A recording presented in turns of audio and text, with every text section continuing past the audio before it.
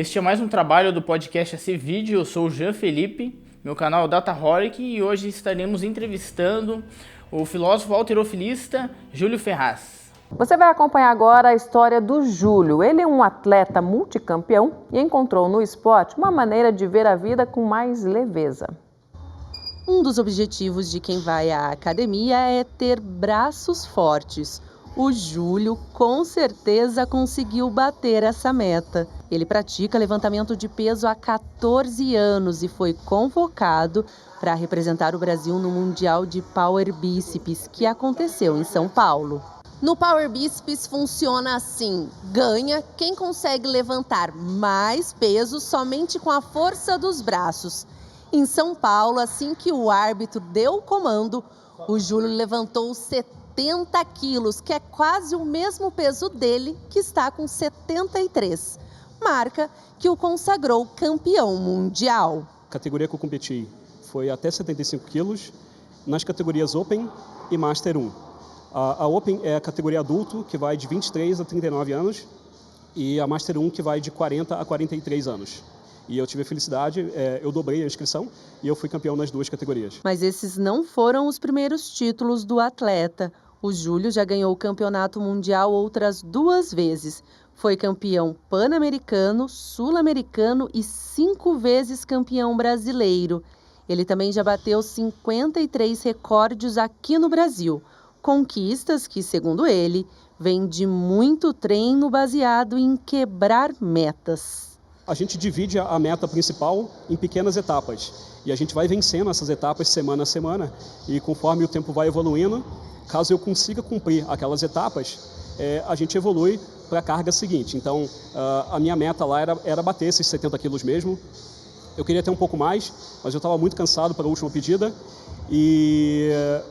mas a meta principal foi cumprida com êxito, né? Então a gente pegou a meta principal, dividiu em várias semanas e durante 50 dias eu treinei quebrando essa meta em pequenas partes e fui batendo uma cada vez, né?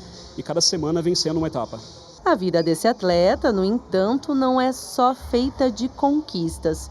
O Júlio começou a praticar malhação pesada para lidar com uma depressão que o acompanha há bastante tempo.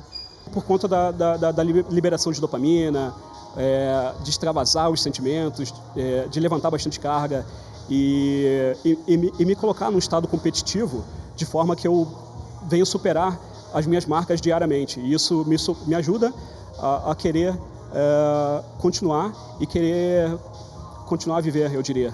Aos 41 anos, casado e pai de 2 filhos, o Júlio é muito mais do que um atleta. É formado em filosofia, pedagogia, publicidade e trabalha como designer. Segundo ele, tudo isso está ligado a uma mente inquieta. O Júlio foi diagnosticado com autismo nível 1. Ele busca coisas novas o tempo todo, mas sabe que é preciso conquistar uma meta de cada vez. Isso em qualquer área da vida. Uma meta pequena de cada vez, até porque não adianta a gente jogar o sarrafo muito alto e a gente se frustrar.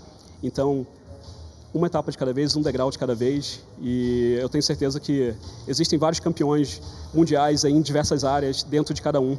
É só se permitir e se conhecer. Como diria, né, no oráculo de Delfos, né? Permita se conhecer para que a vida possa aflorar diante dessa magnitude que é a grandeza da vida. Então, você escreveu um livro, né, que fala sobre a ética de uma carreira bem-sucedida, né?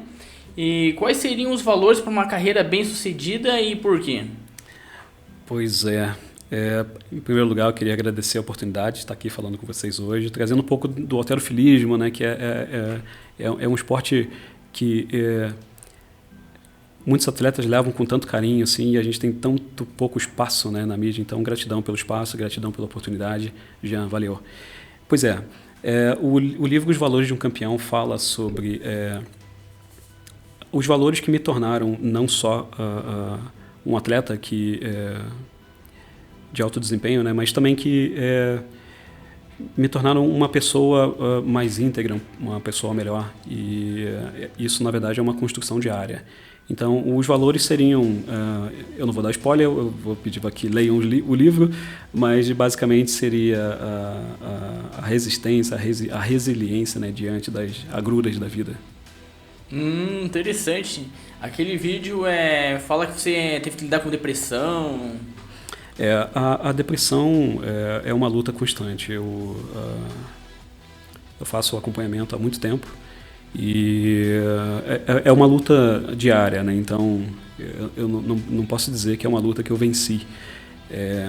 Cada semana é uma batalha diferente, e a todos aqueles que sofrem com esse problema sabem que não existe uma batalha vencida contra a depressão. Cada semana é uma forma diferente, né? Uma forma diferente de ver a vida, e eu continuo fazendo os acompanhamentos. E, de fato, a academia, a musculação me ajuda nessa busca, né, de dias melhores e na construção, né,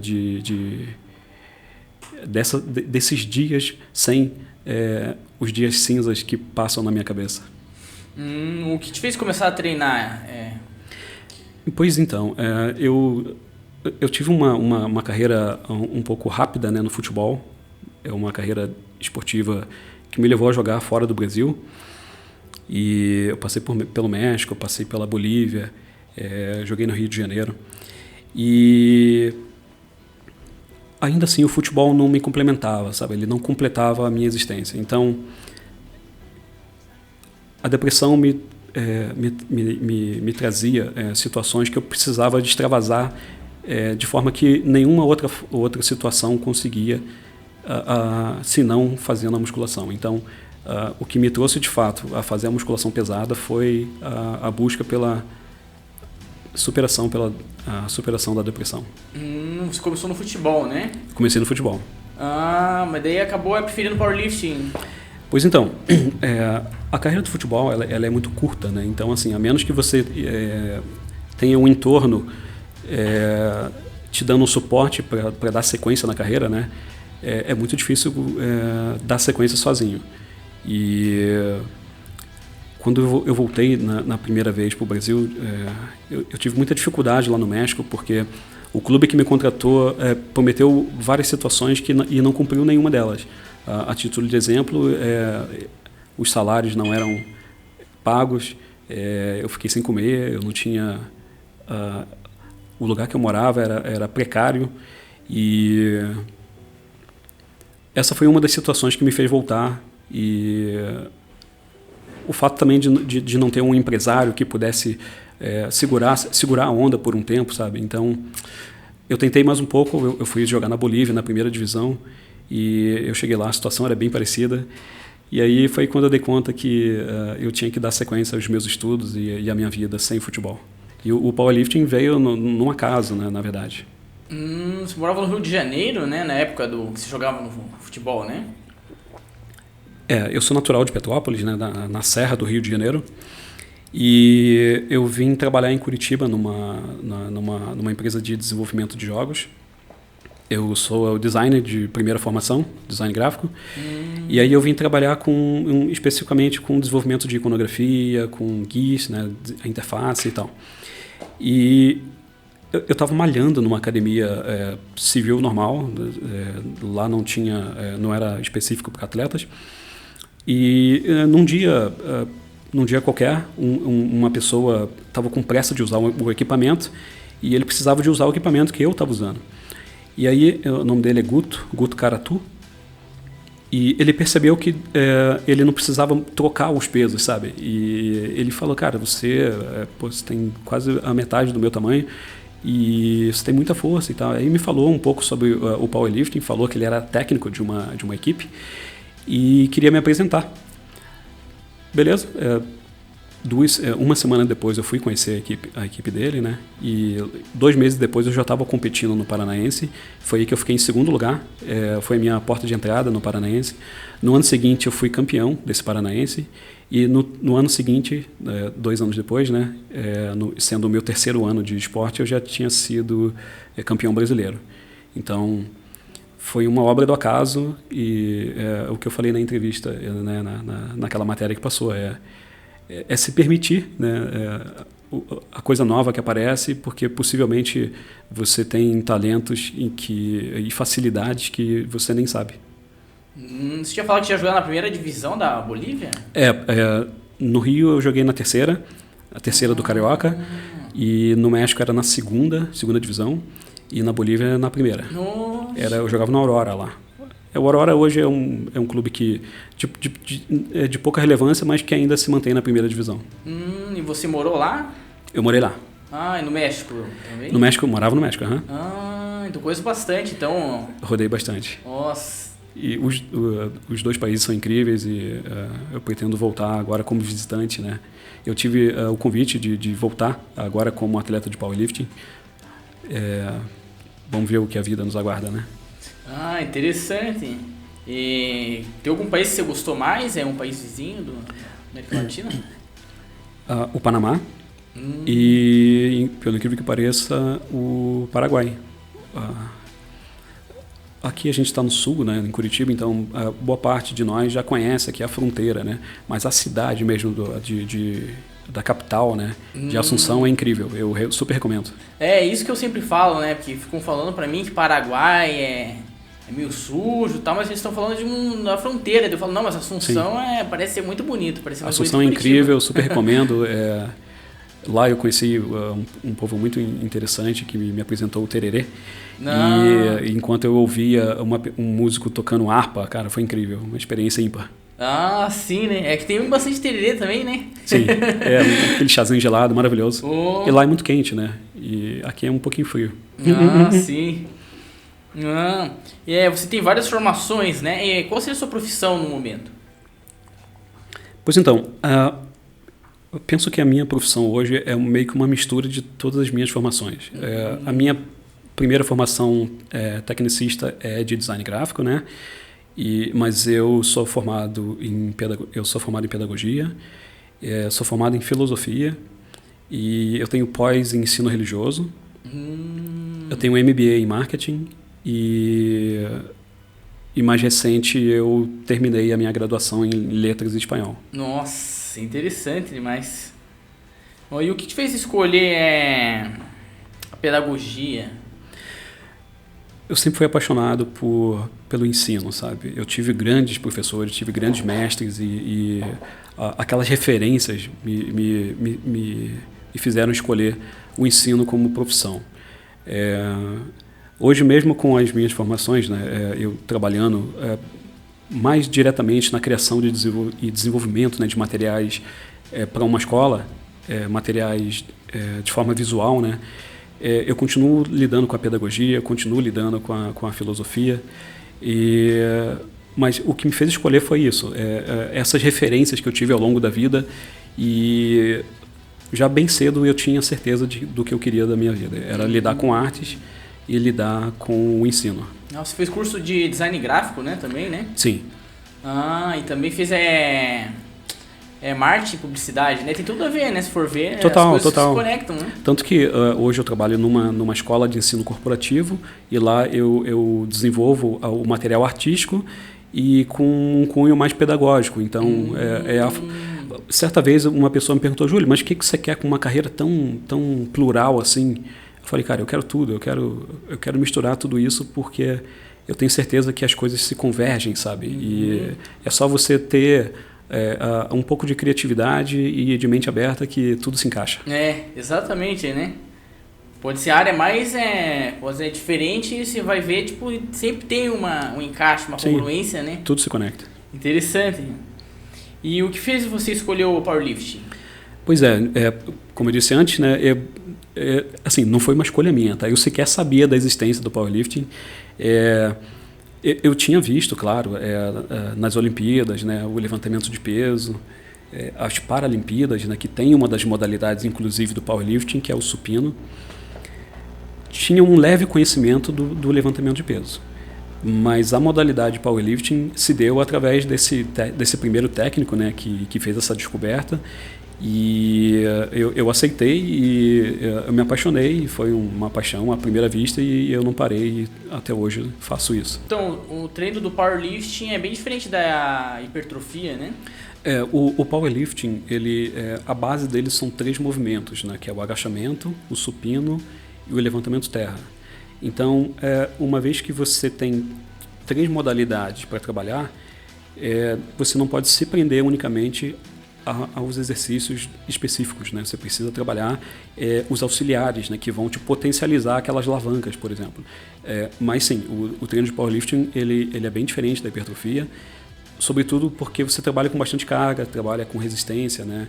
E você trabalha nem sempre com tantas repetições, mas você vai trabalhar sobretudo com o fortalecimento das articulações, o fortalecimento dos grupos musculares e aprender a lidar com esses auxiliares que podem potencializar os movimentos, né? E como que é a rotina de um atleta de alta performance? Não só o levantamento de peso, mas o atleta de alta performance, ele precisa ter muita disciplina. Então, muitas vezes a gente não quer dormir, muitas vezes a gente não quer comer, mas se você quer uma carreira de alta performance, você tem que ter disciplina. E não necessariamente o levantamento de peso. Isso vale para a vida, vale para o estudo de um idioma, vale para o estudo de instrumento musical. Se você quer alta performance, você precisa ter disciplina, resistência e resiliência, porque possivelmente a vontade vai falhar, possivelmente o mundo vai dar jeito das coisas não acontecerem conforme o planejado, mas você precisa ser persistente e resiliente. E tem o agachamento, supino e levantamento de terra, e como você falou, tem o power bíceps também, né? Sim, o power bíceps, olha que loucura. Em 2019, foi antes da pandemia estourar, eu já não queria mais competir o powerlifting, eu estava bem cansado, eu estava meio desmotivado também, e eu tinha decidido a não mais competir. E aí, um amigo, o Marcelo Lopes, um grande abraço, Marcelo, treinador também de power bíceps, ele falou: pô, Júlio, eu vou fazer um campeonato paranaense, você não topa se despedir lá nesse paranaense? Aí eu falei: pô, beleza. Aí ele fez todo um evento e tal, preparou uma despedida linda, cara, foi incrível. E aí rolou o jet simbólico, deu pendurar os straps, assim. E só que passou esse paranaense, assim, eu recebi um caminhão de mensagens, principalmente no Instagram, né, e celular. E o Marcelo falou: cara, pô, o campeonato foi tão legal, você mandou tão bem, você não quer ir até o Arnold com a gente? Do mesmo ano. Aí eu fui até o Arnold Classic, South America, e eu disputei o Arnold, e aí eu fui campeão lá, e eu falei: agora acabou. Veio a pandemia, e a depressão e a síndrome do pânico tomaram proporções quase incontroláveis.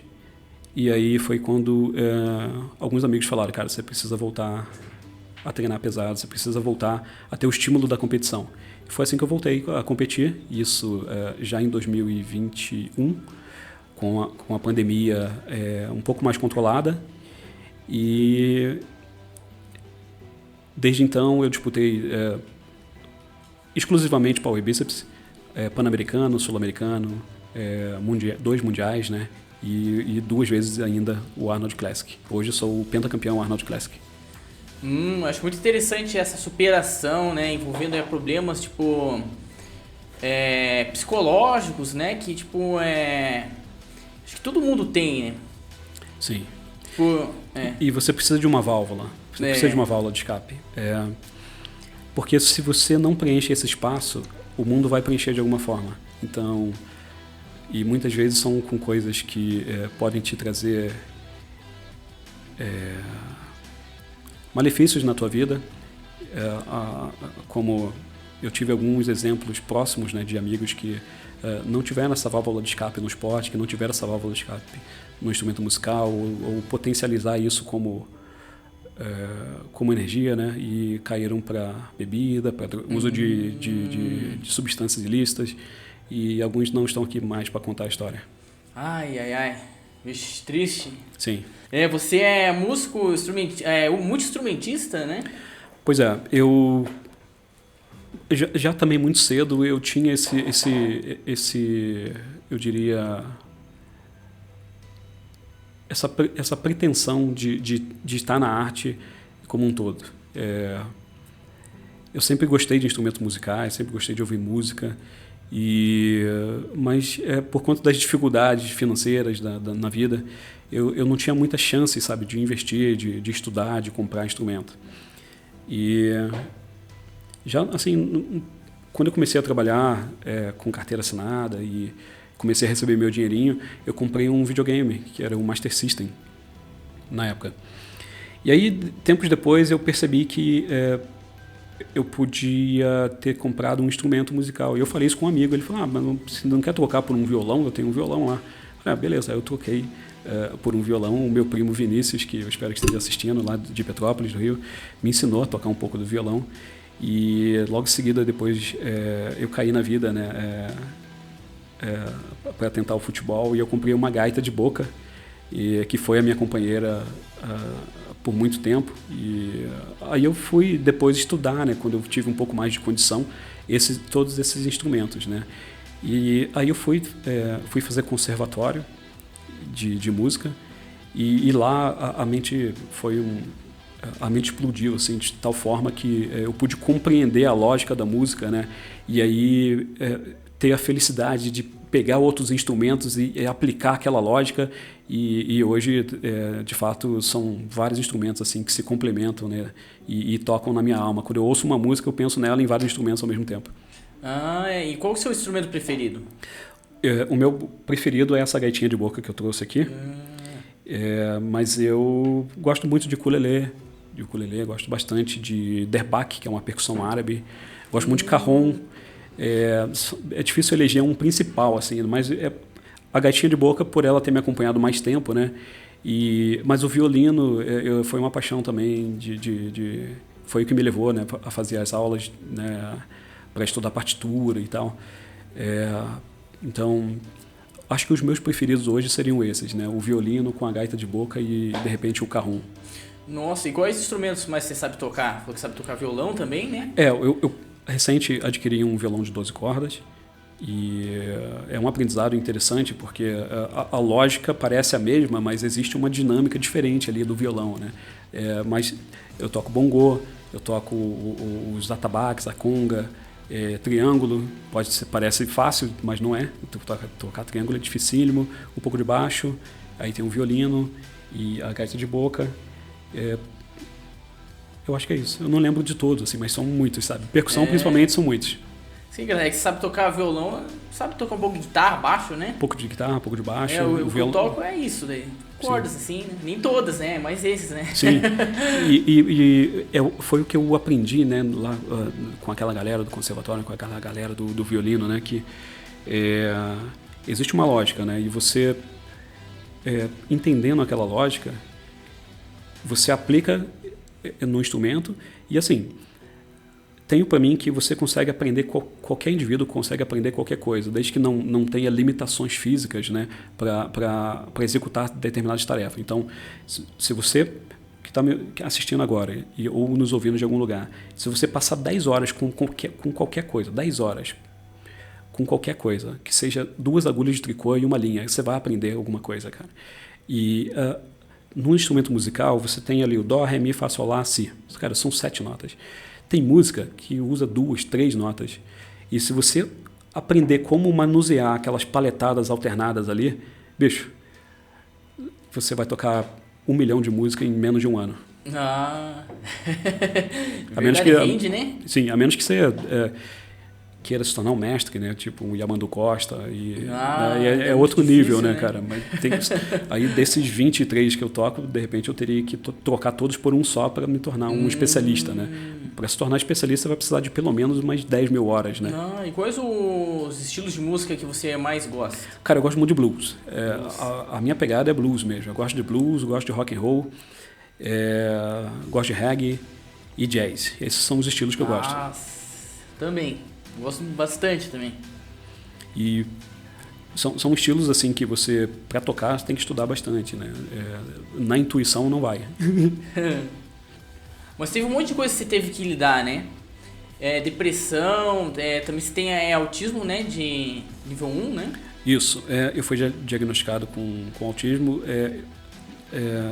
Quando criança, a gente não tinha tantas ferramentas para chegar, né, e saber o que estava acontecendo. Mas eu sempre soube que tinha algo diferente na minha vida. E a minha família, de origem muito humilde, também não tinha informação suficiente para saber o que era de tão diferente. E uma das situações de diferente, por exemplo, é a dificuldade de sociabilizar, a questão do toque, né? E isso o autista tem alguns mais acentuados, outros menos, né?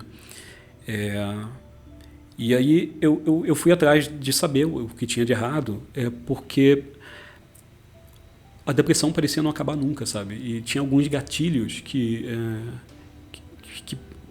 para algumas pessoas parecem coisas normais. E para mim parecia que o mundo estava acabando. E aí eu fui atrás, né, claro, para fazer os diagnósticos e tal, para saber o que estava acontecendo, né?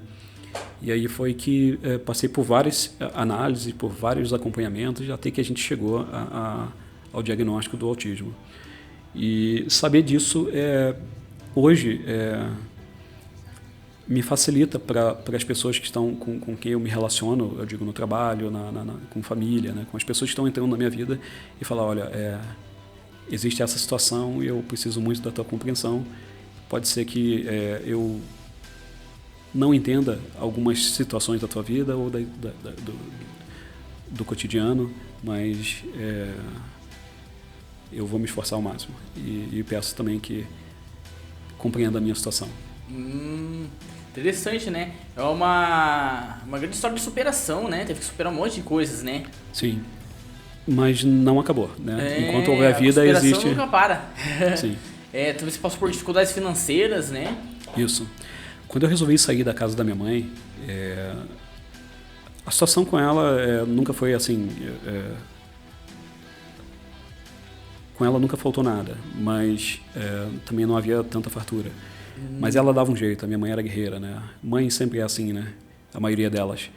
Mas quando eu resolvi cair no mundo para poder ver o mundo, né? Eu vi aquela condição que eu vivia no Rio de Janeiro, em Petrópolis, e eu falava, cara, eu sei que existe um mundo diferente disso que eu estou vivendo aqui. E eu preciso conhecer esse mundo. E aí eu me separei, né, da minha mãe, e foi muito triste, principalmente para ela, ver um filho que, com 16 anos, né, sair de casa e nunca mais voltar. E ela falou, Júlio, você vai se arrepender e vai voltar. E eu falei de volta, né, que eu posso me arrepender, mas eu não volto.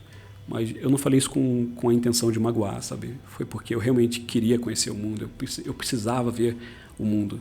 Eu queria estudar, cara, eu queria uma vida diferente do que eu vivia. E eu penso que eu tenho conseguido, sabe?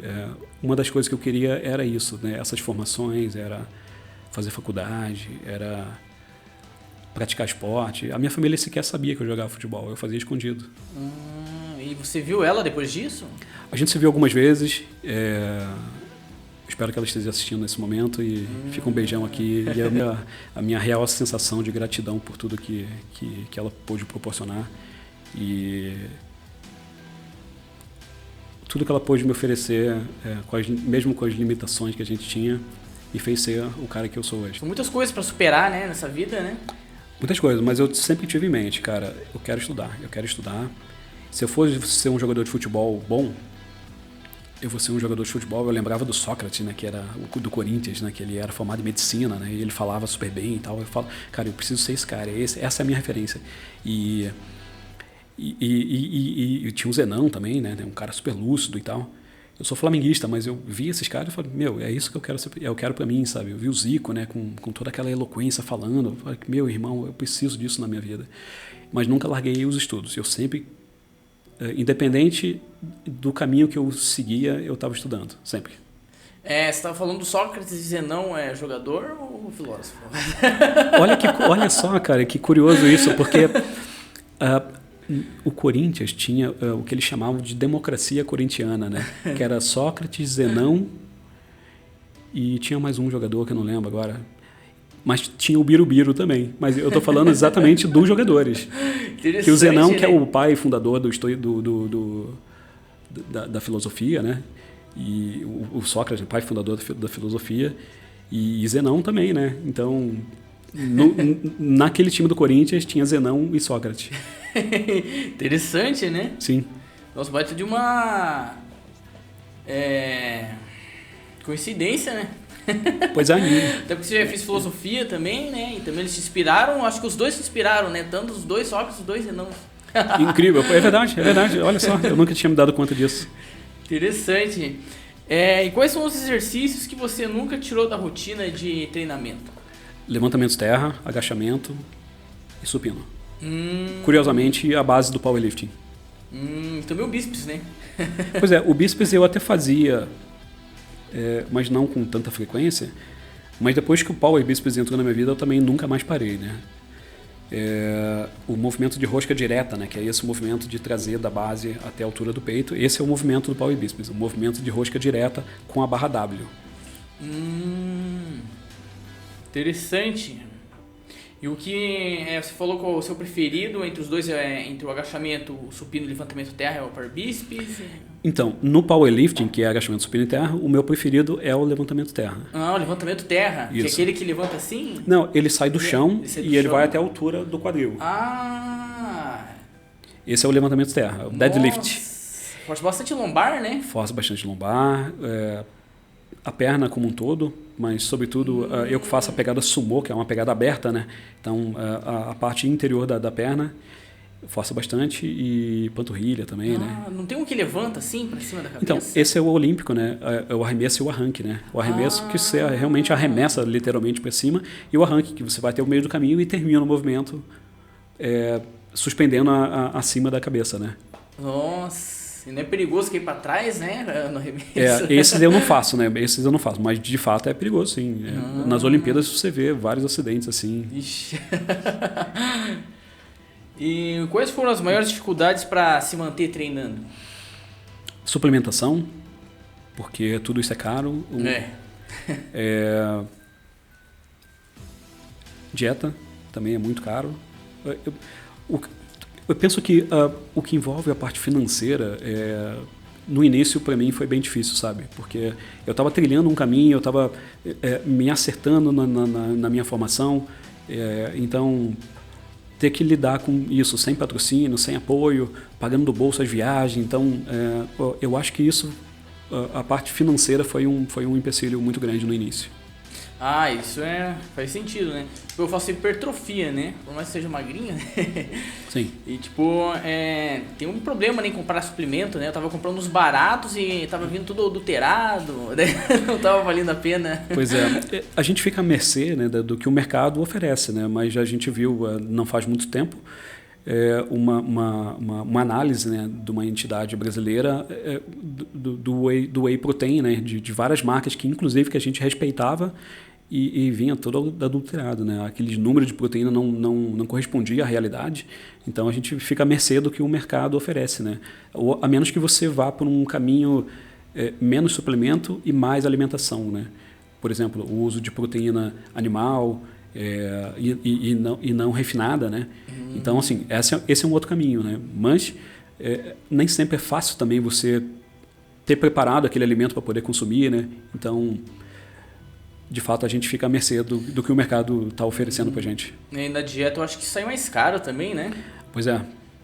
Ainda mais se você tiver uma base aí, por exemplo, de 3.000 calorias, isso já é um volume alto, né? Muito frango, muito leite, né? Pois é. E de fato é bem difícil manter, bem difícil. Parece que no passado que não tinha essas suplementações, nossa, eles tomavam muito leite, né? Sim, porque o leite ele é rico, né, em diversas propriedades, entre elas o cálcio, né, também a proteína, mas a gente sabe que para um atleta de alta performance o leite puro não é lá tudo isso, então a gente tem que isolar algumas coisas para que funcione sem atrapalhar. Tem muita coisa ali que atrapalha junto, né? Sim, principalmente quem tem intolerância, né, à lactose. Isso daí é um problema. E onde surgiu o powerlifting? Como surgiu? O powerlifting ele teve origem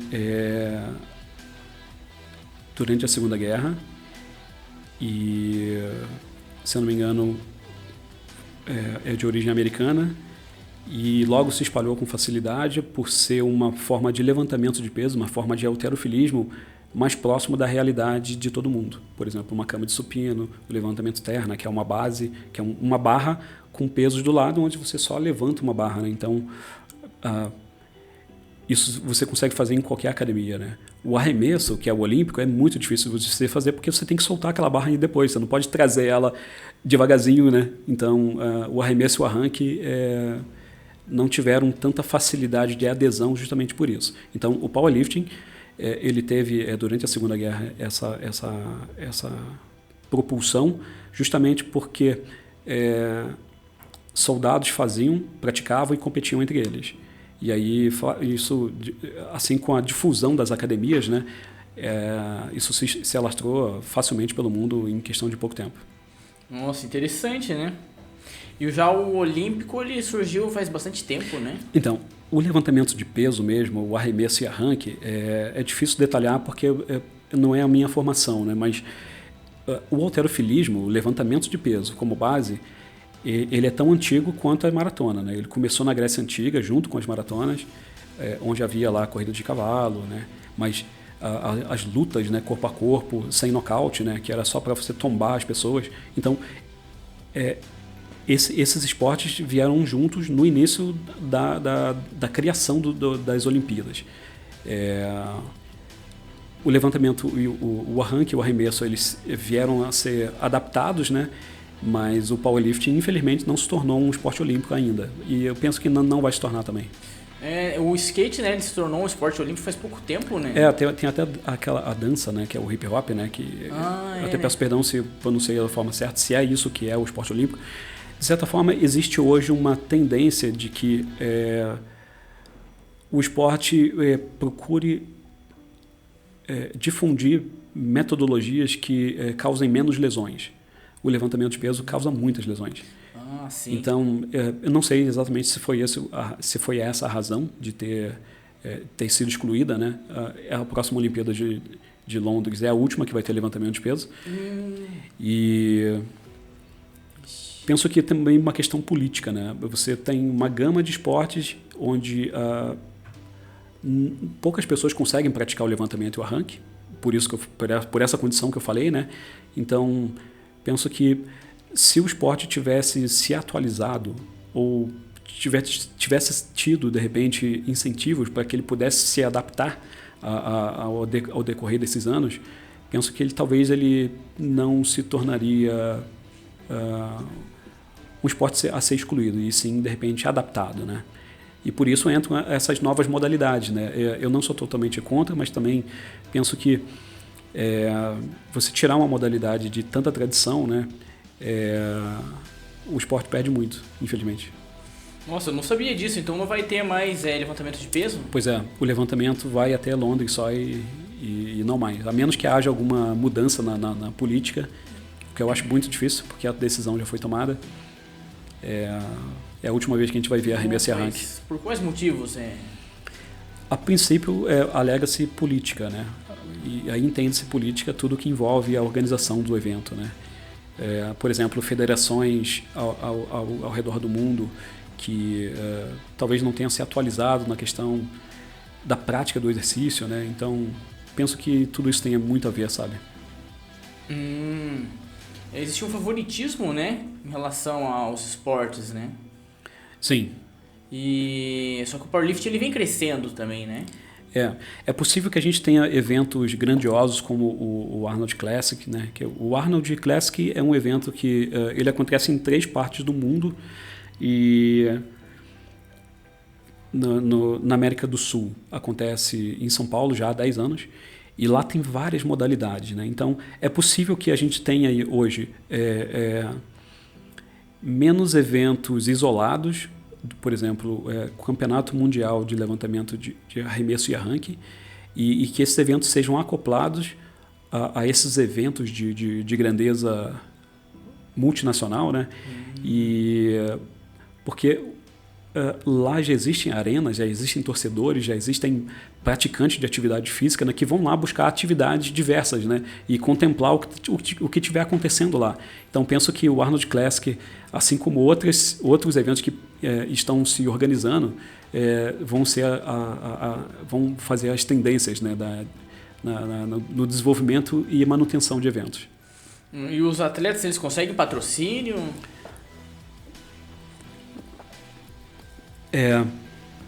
Essa questão do patrocínio ela é bem delicada porque não existe, a princípio, o powerlifting, por exemplo,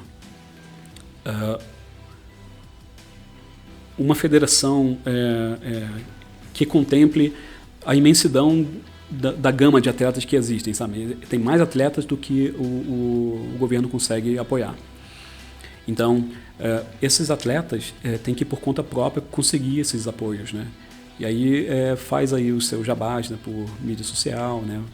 Tenta turbinar o seu Instagram, TikTok, enfim, Facebook, e para que consiga mais visibilidade, né, e mostrar para outras marcas, não só de suplemento, que é praticante e que está rodando o mundo competindo e conseguir, né, os seus patrocínios, né, individuais. Mas assim, não existe uma instituição que vai pegar uma delegação inteira para patrocinar. Isso, infelizmente, não acontece. E você acha que os atletas brasileiros têm sido devidamente valorizados? Eu acho que, infelizmente, não. Sendo bem direto, assim, eu penso que é uma transformação, né? As coisas estão acontecendo hoje com o advento, né, das mídias sociais. Uma pessoa que recém começou a modalidade consegue facilmente ter acesso a contato de grandes empresas, né? E também de pequenas empresas. Então, se esse atleta ele mesmo se valorizar e conseguir, né, fazer a gravação de captura de materiais, de fotografia, de vídeos, e ele mesmo se autopromover, é questão de tempo para que ele consiga apoios de forma a conseguir competir, né, em eventos internacionais e também se manter, né, o que é muito difícil. E aonde e como você aprendeu sobre o powerlifting? Então, eu tive acesso com o Guto, que foi esse meu primeiro técnico, e eu fiquei com ele mais ou menos uns 6 meses treinando com ele e competindo. E, assim, hoje você tem fácil acesso a várias academias, principalmente em Curitiba e nas grandes capitais, né? Acesso a eventos estaduais, eventos também municipais, estaduais e nacionais. Então, uma vez que eu treinei com ele e eu me apaixonei pela modalidade, eu fui por conta própria atrás de técnicos e assistir, né, outras competições para aprender mais, para saber mais, para falar com os atletas mais antigos, para aprender. Essa foi a forma que eu realmente fui atrás, né, do conhecimento do powerlifting. E você possui acompanhamento profissional, nutricionista, preparador físico? Você sabe que o meu primeiro sul-americano eu fui campeão sem apoio, sem acompanhamento de nenhum profissional. Eu tinha um preparador físico que me ajudava, e esse preparador físico ele tinha uma base técnica, e isso foi no primeiro sul-americano.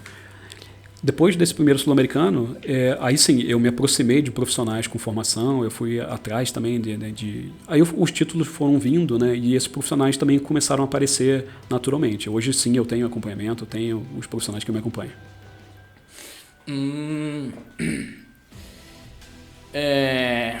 E como foram as rotinas e o processo de se tornar campeão mundial? Pois então, o meu primeiro mundial foi de levantamento terra, isolado, né, só o levantamento terra. E o processo foi de muita persistência, né, porque eu tinha uma meta e eu peguei um mapa do Brasil antes disso e eu comecei a perseguir os recordes do Brasil. Então, a minha preparação foi quebrando recorde. E como que eu sabia que eu tinha a real condição de fazer isso? Na academia, treinando e testando. E aí eu fui para Santa Catarina, fui para Rio Grande do Sul, fui para Minas Gerais, fui para São Paulo, e eu fui quebrando os recordes estaduais. Essa era a minha meta, porque eu tinha certeza que se eu tivesse no topo do Brasil, eu tinha chance de pegar as cabeças, né, do ranking mundial. E aí foi que eu peguei os recordes sul-americanos depois, e depois o mundial. E aí eu bati o recorde mundial, eu falei, cara, eu tô dentro e daqui ninguém me tira. Legal, você bateu 57 recordes, né, no Brasil, né? No brasileiro, sim. E mundial? Mundial, até ontem era 8, acho. Eu não lembro bem, mas acho que eram 8. E quais foram esses recordes quebrados? Do Brasil? Do Brasil ou do mundial também? Pois é. O mundial foi levantamento terra e power bíceps, exclusivamente. Agora do Brasil tem de agachamento, tem de supino, tem de levantamentos terra e bíceps também. Legal. E o powerlifting completo, né? Porque quando você tem isolado a modalidade, você tem uma quebra de recorde. Agora quando você tem a soma deles, você também tem uma outra quebra. Então, quando eu percebi que eu tinha batido o recorde mundial e eu ainda tinha o recorde brasileiro, eu ainda tinha fôlego para mais, o que eu fazia? Eu não subia muita carga. Eu ia no evento, batia o recorde brasileiro e deixava 5 quilos para a próxima. Então, no outro brasileiro eu fazia de novo. E assim fazia. Legal. Boa estratégia, né? Boa estratégia, porque a minha meta sempre foi recorde. Ser campeão é muito legal, muito massa, mas a minha parada era realmente que recorde. Então entrou para a história do esporte, né? Essa história continua sendo escrita. Que massa, tem muitos recordes a serem quebrados, né? Sim. E assim como os meus já foram quebrados, né? Então, vem uma molecada mais forte, mais resistente, mais resiliente e com mais fôlego, né? E quando o recorde ele é estipulado, ele está lá para ser quebrado, né? Alguém vai se empenhar o suficiente para quebrar, assim como eu fiz, né? Então, é um organismo vivo. Pois é, aqui tem 3 medalhas, né? As últimas, né? Que você ganhou, né? Esse aqui foi a do vídeo, né? Essa foi a do Arnold Class que recebeu o Mundial de Power Biceps, né? Essa douradinha. Essa aqui. Junto com ela eu tenho 2 troféus gigantescos. E essa aqui foi do Mundial do Bíceps de setembro do ano passado. E essa aqui foi do Arnold Classic, quando eu tinha decidido me aposentar. E essa aposentadoria ela foi retardada, né? Ela foi adiada temporariamente. Interessante. Qual que foi o mais difícil de conseguir? Foi o Mundial? É que o evento não é só levantar o peso, sabe? Tem todo o entorno, né? De conseguir os apoios, de conseguir a viagem, de conseguir fazer a dieta, de cumprir o plano de treino, né? Então, eu diria que o mais difícil, cara... É difícil dizer, mas eu acho que o primeiro mundial foi o mais difícil. O mais difícil, né? E o primeiro sul-americano. Que, por exemplo, o primeiro sul-americano, eu não tinha grana para pagar o hotel, então eu fiz um bate-volta. Eu fiquei lá competindo por, não lembro, acho que 6, 7 horas seguidas. E até sair a premiação deu mais de 11 horas. E eu tive que voltar na mesma pegada. Nossa! E trabalhar no dia seguinte ainda. Nossa! Que loucura. E qual a sua dica para quem está começando no powerlifting? Eu acho que a dica para quem está começando no powerlifting seria a mesma para quem está começando qualquer atividade. É que seja resistente, seja resiliente, persista, porque as dificuldades vão vir. E se você não estiver disposto a batalhar, a dar o seu melhor todo dia, a chance de não lograr êxito é muito grande. Então, não desista, continue, persista e pense que a dor de hoje é a glória de amanhã. Tem tudo a ver com esse livro aqui, né? Sim. Então, eu ganhei esse livro do Júlio Ferraz, ele tem 2 livros, né? Em sua autoria são 2, né? Esse é o que eu lancei solo, né? E eu sou coautor de um outro. Sim. E tem para comprar tudo, né? Isso. Os Valores de um Campeão você encontra na Amazon e também na editora Ítala, que é a editora por quem eu lancei o livro. Pelo site da editora Ítala ou pelo Instagram também, mas na Amazon você encontra com facilidade. Aí, ó. E o que fez você escolher a filosofia?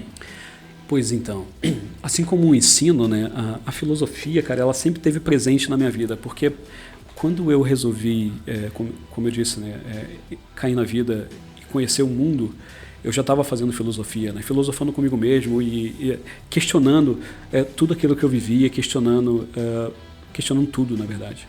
Questionando a religião que eu seguia na ocasião, questionando as pessoas e não aceitando tudo de pronto. Eu sempre queria diluir o que me ofereciam de pronto e eu nunca aceitei muito, eu sempre fui meio rebelde nesse sentido. E eu acho que o filósofo é meio isso, sabe? Ele é o amante da sabedoria, mas ele é, sobretudo, um buscador incansável de respostas. E o fato é que eu me formei em filosofia, hoje eu tenho mais perguntas do que respostas. Faz sentido. Sim.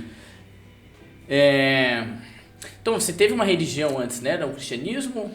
Pois é, a minha família era católica e a minha mãe me orientou a fazer a primeira comunhão. Eu fui batizado e fiz a primeira comunhão, mas eu segui por outro caminho. Hoje eu sigo o espiritismo, a Umbanda, na verdade, é um segmento do espiritismo, né? E não tenho nenhuma vergonha de dizer isso, e eu falo com muito orgulho. Foi um caminho que eu escolhi já jovem e a gente pratica muita caridade e a compreensão do próximo. Ah, interessante. Eu já fui uma vez. Já. Sim. Eu penso que a luz do sol é a mesma que ilumina todo mundo, assim como a luz de Deus. Não, dentro dessas três que você citou, eu vejo tipo algumas semelhanças, assim. Sim. Pelo que eu vi, assim, pelo que eu observei, tem muitas diferenças, mas tem acho que uma essência meio que, digamos assim, que se assemelha. O caminho da religião, eu penso que ele é o menos importante, uma vez que você é uma pessoa íntegra, é uma pessoa... o Dalai Lama falava isso, né, que a ética é mais importante do que a religião. Então, se você é uma pessoa íntegra, uma pessoa ética, uma pessoa que pratica a caridade de fato, né, de você olhar o próximo com carinho e se colocar no lugar dele, o caminho que você escolheu é só uma sombra debaixo do sol. Interessante. E qual a sua área preferida da filosofia? A minha área preferida da filosofia... A filosofia ela é gigantesca, né, cara? Eu penso que a filosofia é tipo um guarda-chuva e esse guarda-chuva tem várias pontas, né? E uma das pontas que eu me apaixonei foi o estoicismo. O estoicismo, a filosofia da vida boa, a filosofia prática do bom viver. Onde tem ali o Sêneca, Epicteto, né, primeiro, o Sêneca, Marco Aurélio, né, o imperador Marco Aurélio, ele era estoico, né, e todos esses caras aí são as minhas referências, né. Engraçado que eu já, acho que esse negócio de buscar atraxia é muito importante, assim, principalmente nos dias de hoje, né, que tem muitos, problemas psicológicos, assim, mentais assim, na sociedade, parece que cada vez mais cresce isso, né? Essa perturbação da alma, né? Isso. A ataraxia é justamente isso, né? É a imperturbabilidade da alma, né? E como que você faz para que a tua alma fique menos inquieta, né? Eu diria. Conhecendo as tuas limitações, pedindo ajuda quando for de fato algo que você não tem mais o controle. O estoicismo fala justamente sobre isso, né? Você liberar para o universo ou pedir ajuda da situação que você não tem controle. E se é algo que você não tem controle, você tem duas opções. Ou você relaxa e espera o acontecimento das circunstâncias, ou você vai sofrer e sentir a dor, né, da espera, da amargura de algo que pode não vir a acontecer. Então, uma alma tranquila, ela requer, sobretudo, meditação.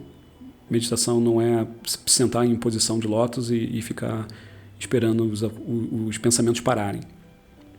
seria, na verdade, você colocar a cabeça e o corpo no mesmo lugar ao mesmo tempo, o que é muito difícil, né?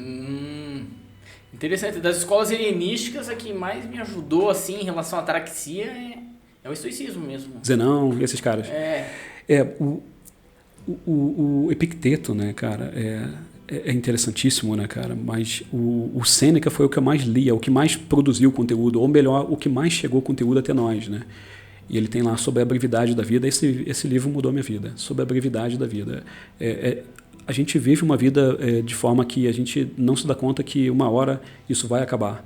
Eu digo isso, essa luz ela vai apagar, o nosso sopro de vida ele vai deixar de acontecer. E a gente vive sem pensar nisso. Então, e por isso a gente acaba se afastando de pessoas e circunstâncias com amargura, às vezes com raiva, né? Mas mal sabe que talvez nem dê tempo de você corrigir certas coisas. Eu falo por conta própria isso.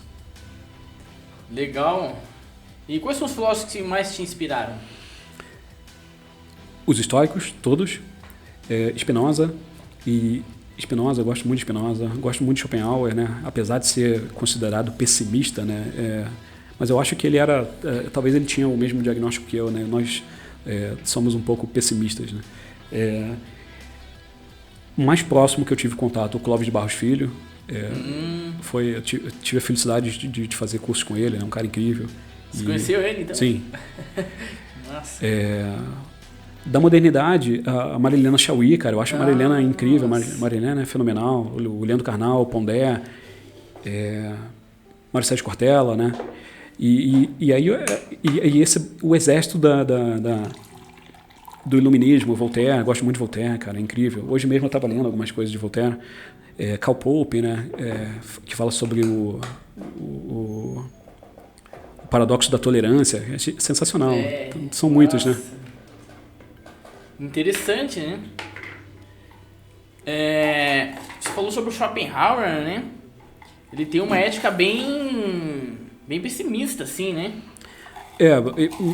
Apesar de ser uma ética pé no chão, de fato, pessimismo seria a palavra mais justa. E aí, o que você acha do Nietzsche? Antes de Platão, o cara que eu mais tinha lido era Nietzsche. E eu sempre fecho as minhas palestras, inclusive, com uma frase de Nietzsche, né? Que ele tem um livro magnífico, né? Que é aquele Assim Falou Zaratustra, né? Ou Assim Falava Zaratustra, né? Que é incrível aquele livro, mas é dificílimo, né? Parece que é uma história contada e você vai se perdendo na história, mas é incrível, é filosofia do início ao fim, né? E a frase é assim: leve o tempo para você encontrar, é mais ou menos assim, tá? Leve o tempo que for para você encontrar qual é a tua praia, qual é a tua área. E quando encontrar, não recua antes nenhum pretexto. Eu conheci isso antes do powerlifting. Quando eu conheci o powerlifting, eu falei, cara, é isso. Nossa, interessante. Nietzsche está aqui, cara. Eu encontrei essa coisa e eu não vou recuar antes nenhum pretexto. Será que você não está tentando colocar o Além do Homem, o Super-Homem em prática? Talvez. O Super-Homem e esse literalmente, né? Legal. E o que você acha da lei aprovada, que é da proibição, né, dos esteroides anabolizantes? Pois então, essa é uma lei que ela visa, sobretudo, regulamentar o uso. E o uso dentro do esporte, ele já é regulamentado, ele já é regulado, uma vez que algumas federações elas são testadas e outras não testadas. Então, uma vez que você compete numa federação testada, a título de exemplo, o COI, ele é uma federação testada, atletas não podem nem passar perto de substâncias que impulsionam o desenvolvimento e tampouco a performance. Eu penso que a lei, assim,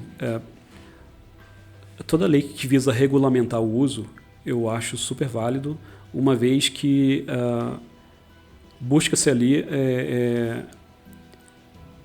evitar o uso desmedido de substâncias que podem vir a trazer malefícios para a sociedade como um todo.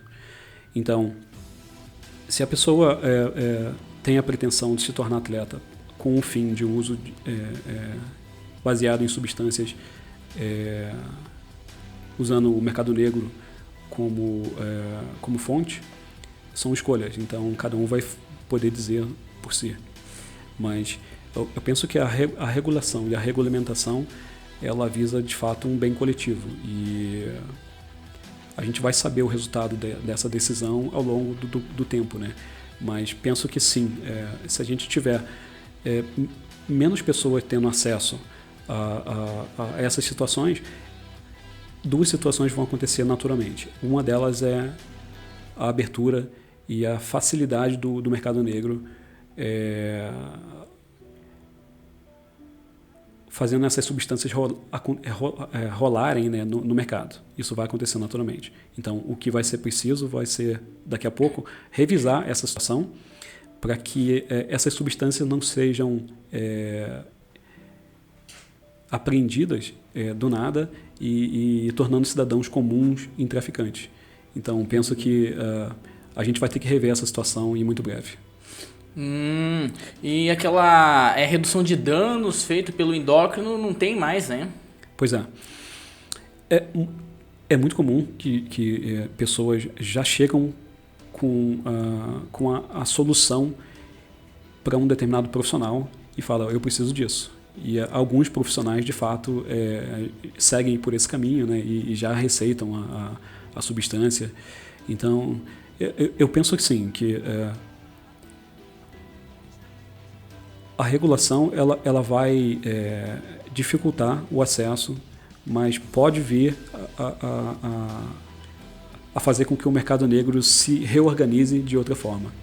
Então, como eu disse, eu não sou contra a regulação, eu sou a favor, principalmente, de que a gente olhe com bastante atenção sobre as situações, de forma que a gente contemple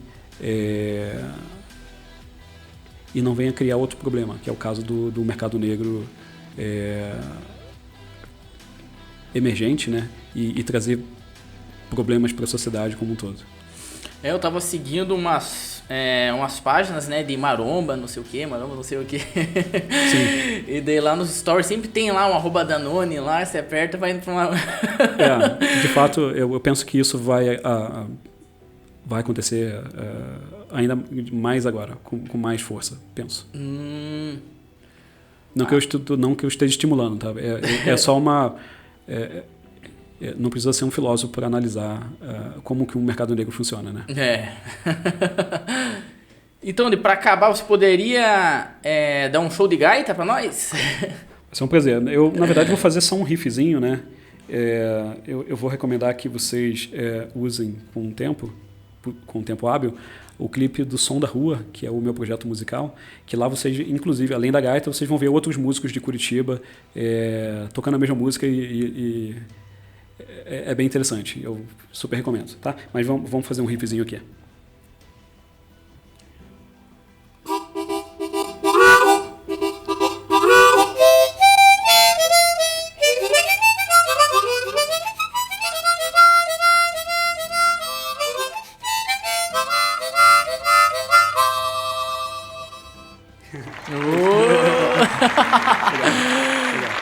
É isso aí, então. Então, esse foi mais um podcast do AC Vídeo com o Júlio Ferraz, né? Um filósofo halterofilista, pedagogo, fez marketing e é ex-jogador de futebol, é músico multi-instrumentista, faz design gráfico e etc, etc, né? Ganhou muitos campeonatos, quebrou muitos recordes, né? Entre eles foi 4 vezes campeão mundial, 5 vezes ganhou no Arnold Classic, 3 vezes no Sul-Americano, 2 vezes no Pan-Americano, 5 vezes brasileiro e quebrou 57 recordes no Brasil. Então, qual seria a sua palavra final? Eu geralmente termino tanto as minhas palestras quanto as minhas aulas da mesma forma, que assim como eu tive a oportunidade de conhecer um universo novo, eu penso que a vida é muito curta para ser pequena. E basta que curta ela seja, né, para que a gente se apequene diante dela, né?